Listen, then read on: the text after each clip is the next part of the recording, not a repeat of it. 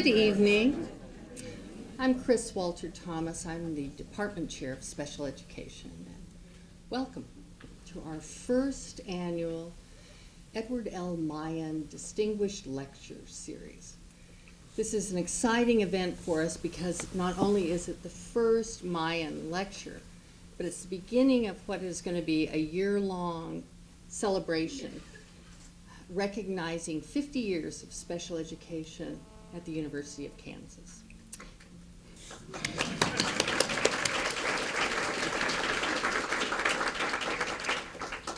The department has a long and distinguished history. And if we look back at 1957, there were many exciting things taking place as we hired the first professor in a program of special education. Alfred Moore was hired, and he was a vocational education teacher who was hired to help figure out how to prepare special education teachers in a new era. But it was an interesting time in history. Sputnik was launched, Tang was invented, I Love Lucy was on the air, going off, but Leave It to Beaver was being introduced. Schools in Arkansas, in Little Rock were being integrated, and the beginning of a movement of civil rights that would have an impact on children and adults with disabilities was being launched. And from that humble beginning, we've had 50 great years.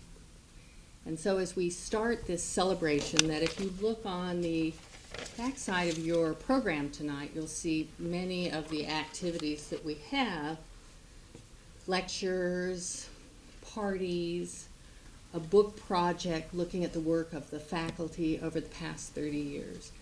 We will celebrate the past, and we will also prepare for the next 50 years. Tonight's lecture is one of those events that long after we're all gone, the Edward L. Meyen Distinguished Lecture series will continue, thanks to a generous gift from our good friend and colleague Stan Love of Love Publishing. Stan and his daughter Julie Hoy are with us tonight, and if you would please thank them for their efforts. Would you please stand?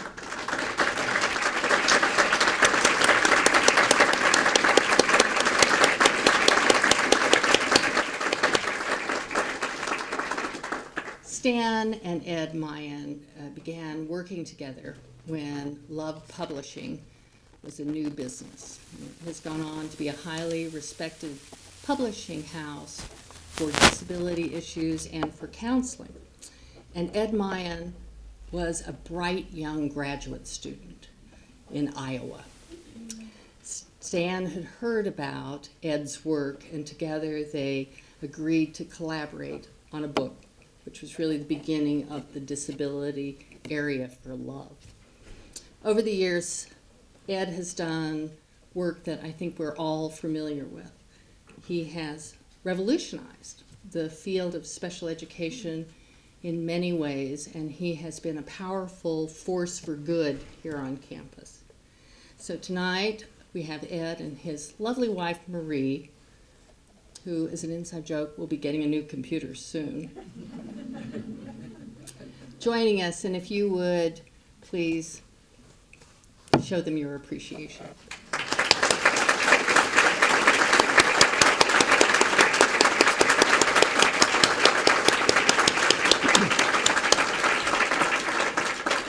So without further ado, I am going to introduce our dean, Rick Ginsberg, who will make a few remarks, and then Dawn Deschler will introduce our keynote speaker tonight and explain the format for our lecture. Thank you for joining us.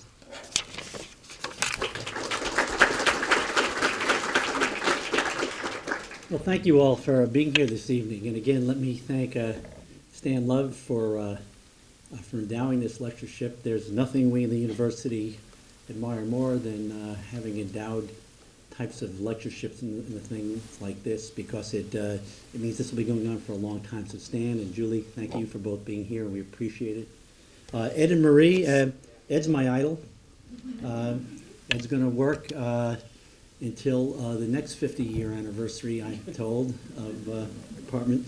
You know, I'm oftentimes asked what it's like to be the dean at a school where you have a department that's been ranked #1 ever since they've been doing the rankings. And I've got to tell you, in all honesty, it's absolutely a terrible thing to be the dean of a place that's been #1 for all those years because, as one of my friends from back in New York said, nice going, guess which way they have to go.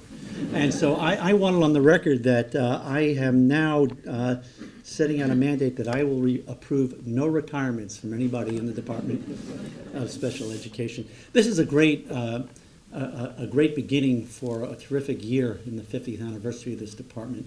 If you do look at the calendar of events, we're going to have presentations by former students about being a professor, by professors in public administration, by professors in pharmaceutical chemistry, and by a whole group of different types of people that will talk about issues related to the field of special education.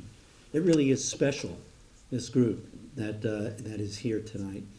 I also want to mention that in the year 2009 and 2010, it'll actually be the 100th anniversary of the School of Education. Ed has been here every one of those years, actually. And we're going to be holding a similar set of events during the course of that year. You're setting a very high standard here, Chris, for doing that. And we'll look forward to seeing many of you at the events during that year as well.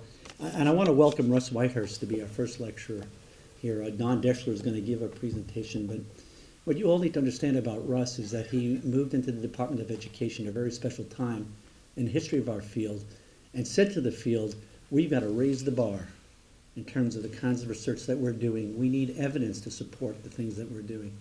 And we all owe it a debt of gratitude, I think, to Russ for leading that charge for us in our field. So we're honored to have you, Russ, here with us this evening. Again, thank you all for coming. We'll look forward to seeing you at events throughout the year. And I just want to close by saying that it's with a sad tone in my voice. I want to mention that Chris Walter Thomas will be with us as chair after this year, and she has just done a spectacular job in her 5 years as chair, and I'd like you all to honor that by giving her a round of applause.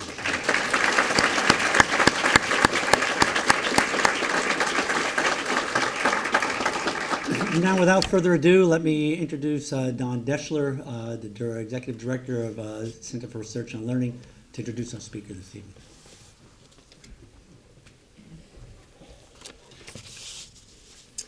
As Chris mentioned, a word about format. Dr. Whitehurst has graciously agreed to respond to questions upon the conclusion of his remarks. And to get the boat launched, we will take the first two questions, first from Dr. Alexa Posney, the new Commissioner of Education in the state of Kansas. We are thrilled to have her back. She is returning from just serving as the director of the Office of Special Education Programs. Alexis, great to have you back. Also, the second question will come from Dr. Wayne Saylor, a professor in the Department of Special Education, and then that'll just prime the pump, and then it'll be up to the rest of you to raise any questions that you might have. Just by way of introduction, when making plans for our 50th year commemoration, we knew that one of the most significant decisions that we had to make was who we would invite to deliver the first Meyen Distinguished Lecture at the inaugural event for this year of celebration. We wanted a person who not only had a distinguished and substantial credentials as a leading scholar in areas directly related to disabilities, but also a person whose work currently is influencing the landscape of educational research, policy, and practice. There's little question that our keynote speaker this evening, Dr. Russ Whitehurst, clearly meets those standards. Now, prior to becoming the director of the Institute for Education Sciences in 2002, Dr. Whitehurst was professor and chairperson of the Department of Psychology at the State University of New York at Stony Brook. During his career as a researcher, he He's published over 100 refereed publications, chapters, and books related to language and pre-reading development in children and issues related to them and their families. He was appointed by the President and confirmed by the Congress to begin serving as the first director of the Institute in 2002. IES is the research arm for the Department of Education. He advises the Secretary of Education on issues related to research, policy, and statistics. As director, he's established the What Works Clearinghouse and has initiated a broad array of new research initiatives and has spearheaded a historically unprecedented increase in presidential budget requests in educational research. Now, Dr. Whitehurst has not only made significant contributions in shepherding the establishment of IES, but through his leadership, he's created, as the Dean indicated, a new standard for educational research and rigor in the work that we do. He's had courage to withstand criticisms that have come from those who attempt to bring about a cultural change within a profession. But his steadfast insistence on an apolitical approach to research has won him the respect and now the praise of many of his critics. He has been an articulate spokesperson and a strong advocate for the necessity of quality and rigor in the development of new directions in educational research. We are deeply honored by Dr. Whitehurst's presence this evening and appreciative of his service to our profession. Please join me in welcoming Dr. Russ Whitehurst. Thank you, Don. Thank you.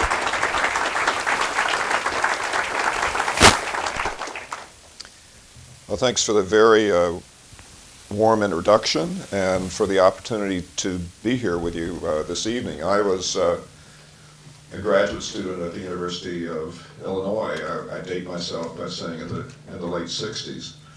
And even then, Kansas was famous for special education research. We thought of ourselves as sister institutions. We had Bijou, you had Bayer, we had Ziggy Engelman, you had Wolf. We had hot summers and cold winters and heavy wind, and you had the same thing. We had a football team that lost, and a basketball team that won. You had the same thing. So I was last here to give a talk 27 years ago. It obviously went very well. I was invited back again very rapidly thereafter. And it's an honor for me to inaugurate this series, and let me thank Stan Love for making the contribution that made this first lecture and a whole series of lectures possible. And it's an honor to be giving a lecture named after Ed Meyen. So again, it's wonderful to be here, and let me wish you a happy 50th anniversary and many more to come. Chris mentioned that 50 years ago, you could see I Love Lucy and Leave It to Beaver on TV and buy Tang.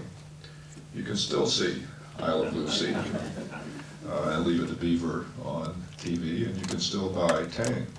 So one of the things to think about is whether education has changed during that 50-year period, or are we still pretty much caught in the 50s in terms of our approach to things. I think education has changed in some areas. A few years ago, I was asked to give an address at the American Psychological Association, and one of the tasks they gave me was to describe what I thought the contributions of psychology had been to the broader human welfare.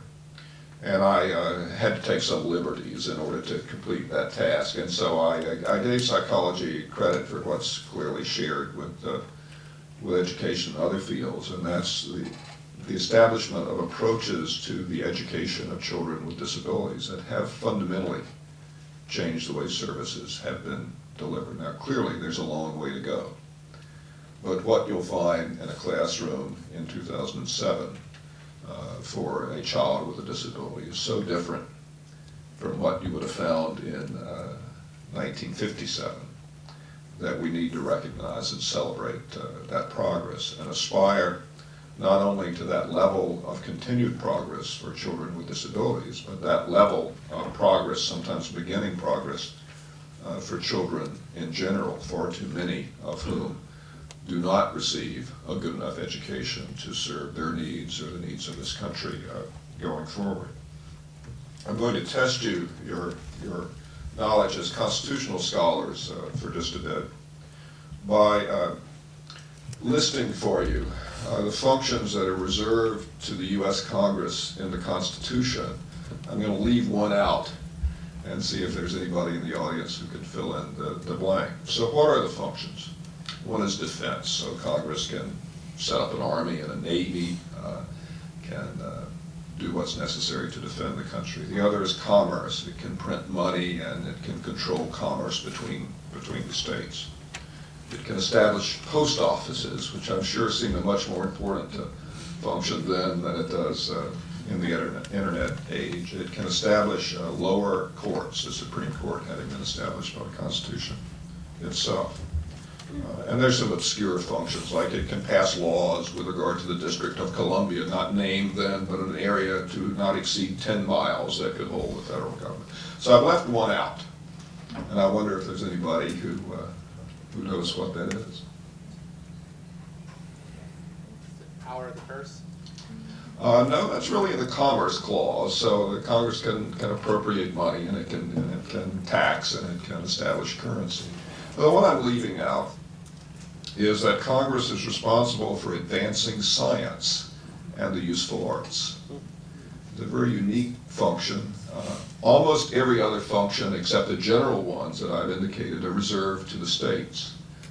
But the framers gave to the federal government the responsibility for advancing science and technology. I think it remains the critical federal function. You can see other functions being served in a variety of ways by states and localities. Certainly defense is a federal function, but to advance science is something that the federal government needs to do, and it clearly has done. Between 1900 and now, human life expectancy in this country has increased by 30 years.